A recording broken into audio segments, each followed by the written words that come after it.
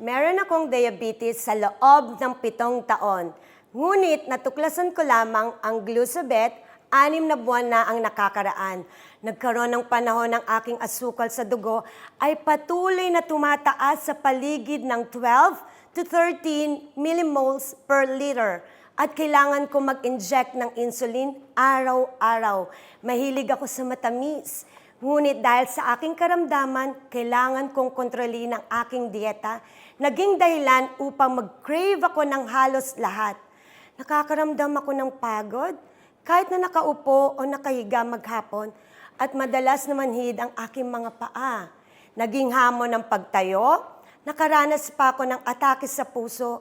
Minsan kailangan manatili sa ospital ng ilang araw at binalaan ako ng doktor ng diabetes kung hindi maayos na mapapamahalaan ay maaaring humantong ang mga panganib na komplikasyon na may kaugnayan sa kalusugan ng puso at presyon ng dugo. Medyo malubha ang kalagayan ko.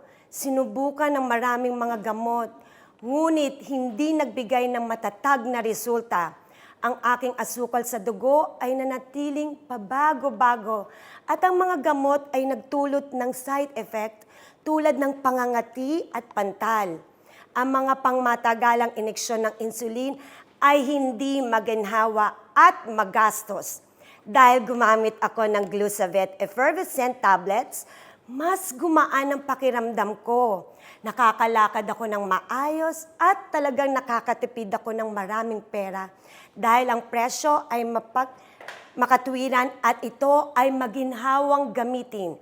Pagkatapos ng isang panahon ng paggamit ng diabetic na effervescent tablet na ito, nalaman ko ang aking blood sugar index ay matatag.